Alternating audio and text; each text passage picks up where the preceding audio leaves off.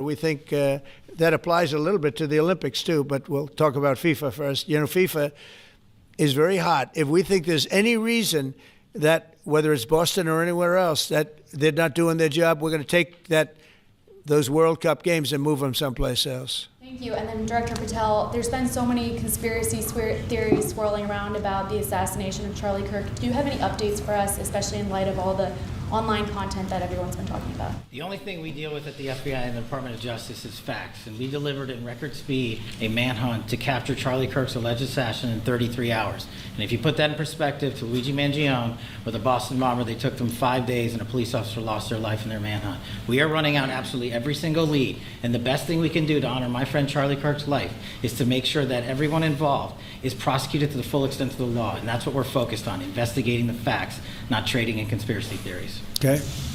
Mr. President, thank you so much. Thank you. In light of China's export curbs on rare earths, do you view India as a reliable partner going forward? And are you planning to meet Prime Minister Modi in Malaysia? Are you open to talks in terms of Yeah, trade? sure. He's a friend of mine. We have a great relationship. He just said that 2 days ago, as you know. We have a great relationship. No, we were not happy with him buying oil from Russia, because that lets Russia continue on with this ridiculous war where they've lost 1.5 million people, by the way. Russia's lost 1.5 million people, soldiers mostly. This is a war that should have never started, but it's a war that Russia should have won in the first week, and they're going into the 4th year. And I want to see it stop. So I was not happy that India was buying oil. And he assured me today that they will not be buying oil from Russia. That's a big stop. Now I got to get China to do the same thing. You know, that is relatively easy compared to what we just did over the last week in the Middle East. Middle East was 3,000 years, and we got it done. This is 3 years, and I think we'll get it done. I think that President Putin, I think he wants to get it done. We'll see. There's a great animosity between him and Zelensky. You probably have noticed, right? And I think it's hurting the process. Yeah, please. Mr. President, thank you.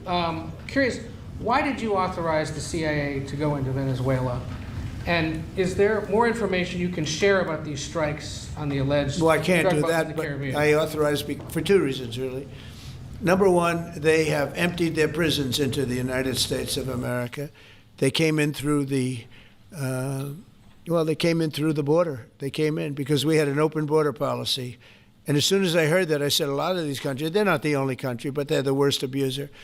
And they've entered they've allowed thousands and thousands of prisoners, mental institution, people from mental institutions, insane asylums, emptied out into the United States. We're bringing them back, but that's a really bad, and they did it at a level that probably not, many countries have done it, but not like Venezuela. They were down and dirty. And the other thing are drugs. We have a lot of drugs coming in from Venezuela. And a lot of the Venezuelan drugs come in through the sea, so you get to see that. But we're going to stop them by land also. Does the CIA have authority to take out Maduro?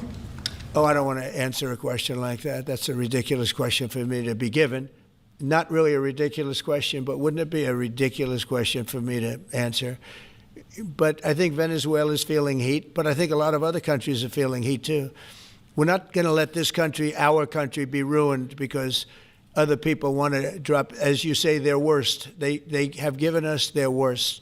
They've loaded up our country with prisoners, with mentally ill people that are seriously ill, criminally ill, and we're not going to take it. And so, I mean, it's just one of those things. And I can tell you,